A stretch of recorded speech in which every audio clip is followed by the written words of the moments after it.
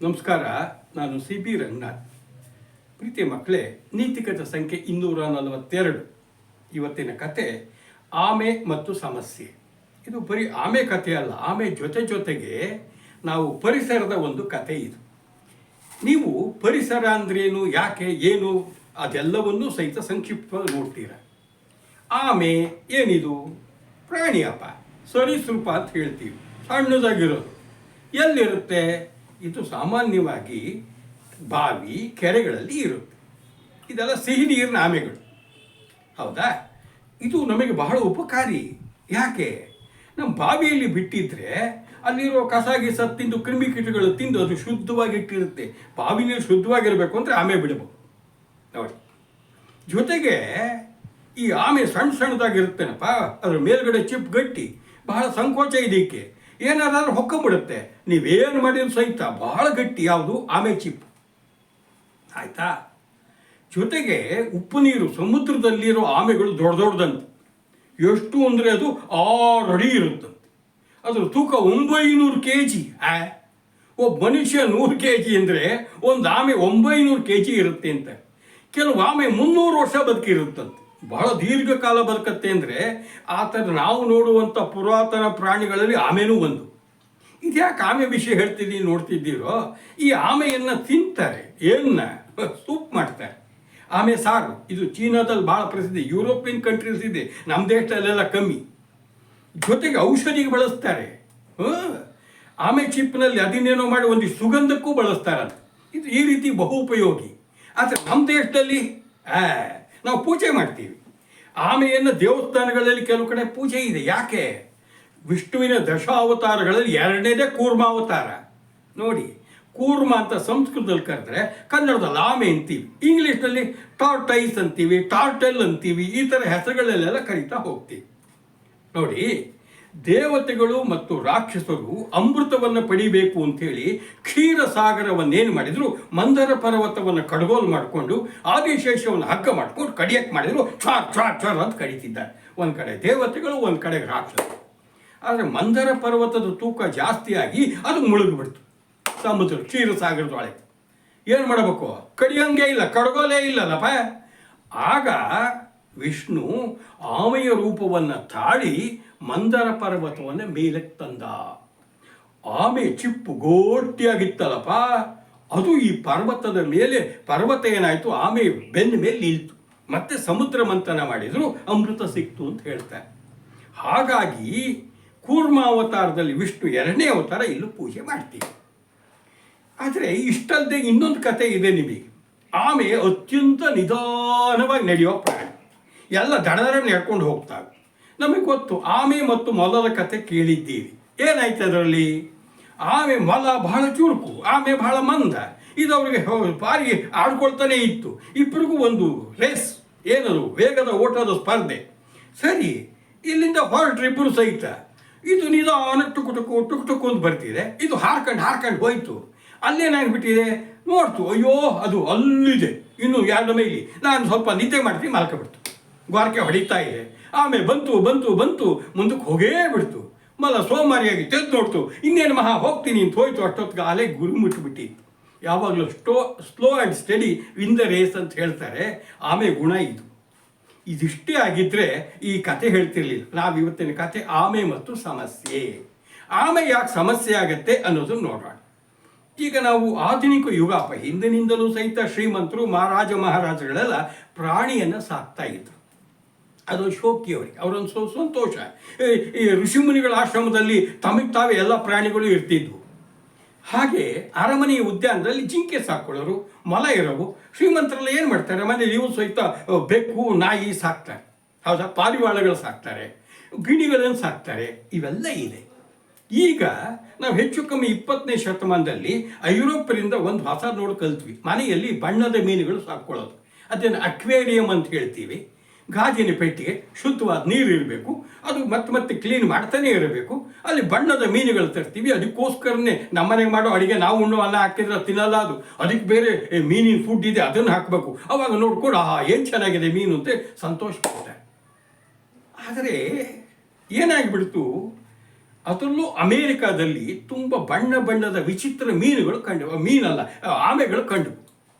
ಅದರಲ್ಲೂ ಉತ್ತರ ಅಮೇರಿಕಾದ ಮಿಸಿಸಿಪಿ ನದಿ ಅದರ ತೀರದಲ್ಲಿ ಏನಾಗ್ಬಿಡ್ತಂತೆ, ಆಮೆ ಏನಾಗಿದೆ, ಅದರ ಕೆಂಪು ಮೂತಿ, ಕೆಂಪು ತಲೆ, ಹಳದಿ ಮೈ, ಭಾಳ ಚಂದಿತ್ತು ಆಮೆ. ಯಾರೋ ನೋಡಿದ್ರು, ಎಷ್ಟು ಚಂದ ಇದೆ ಎಷ್ಟು ಚಂದ ಇದೆ ಅಂತೇಳಿ ತಗೊಂಡು ನಾವು ಸಾಕೋಣ ಮಾತಾಡಿಕೊಂಡ್ರು.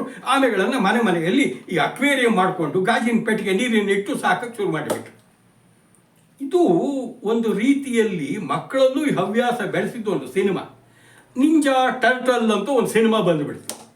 ಅದರಲ್ಲಿ ಮಕ್ಕಳಿಗೆ ಈ ಆಮೆಯನ್ನು ಸಾಕೋದು ಅದರ ಬಗ್ಗೆ ಕ್ರೇಜ್ ಹುಟ್ಟುಬಿಡ್ತೋ ಇಲ್ಲೋ, ಆ ಸಿನಿಮಾ ಜಗತ್ತಿನ ಎಲ್ಲ ಕಡೆಗೂ ಸಹಿತ ಜನ ಅಕ್ವೇರಿಯಂ ಮಾಡಿಕೊಂಡು ಆಮೆ ಸಾಕ್ಲಿಕ್ಕೆ ಪ್ರೋತ್ಸಾಹ ಕೊಟ್ಟುಬಿಡ್ತು.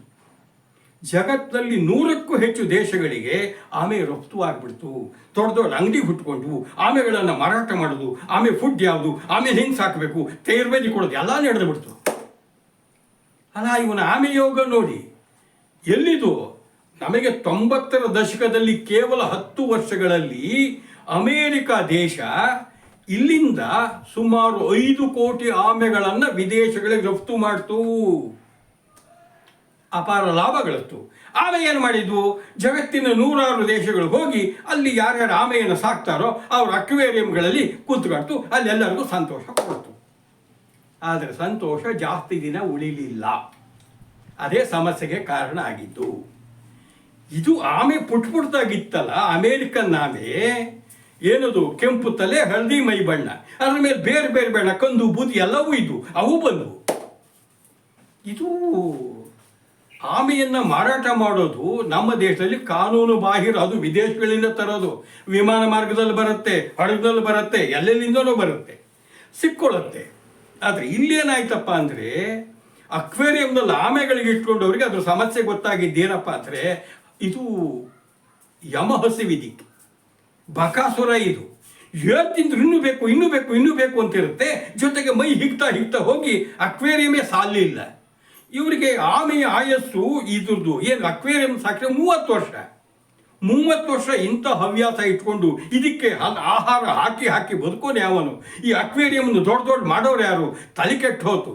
ಮೆಲ್ಲಗೆ ಏನು ಮಾಡಿದ್ರು, ಅಕ್ಕಪಕ್ಕ ನೋಡಿ ಯಾರು ಬೈತಾರೆ ಅಂತ ರಾತ್ರಿ ಹೊತ್ತು ಬಾವಿಗೆ ಕೆರೆಗೆ ತಗೊಂಡೋಗಿ ಎಲ್ಲ ಬಿಟ್ಟುಬಿಟ್ರು. ಇದು ಜಗತ್ತಿನ ಎಲ್ಲ ಕಡೆಗೂ ನಡೀತು, ಯಾರು ಹೇಳಿಲ್ಲ, ಇದು ಬಹಿರಂಗ ರಹಸ್ಯ ಆದಂಗೆ ಆಗಿಬಿಡ್ತು. ಇದೇನಾಯ್ತಪ್ಪ ಅಂದರೆ, ಈ ಆಮೆಗಳು, ವಿದೇಶಿ ಆಮೆ ನಮ್ಮ ಕೆರೆ ಬಾವಿ ಎಲ್ಲ ಸೇರ್ಕೊಂಡು ಬಿಡ್ತು. ಇಲ್ಲೇನಾಗಿದೆ, ಎಂಥ ಪರಿಸರಕ್ಕೆ ಬೇಕಾದ್ರೂ ಹೊಂದ್ಕೊಂಡ್ಬಿಡವು, ಹೊಟ್ಟೆ ಬಾಕ.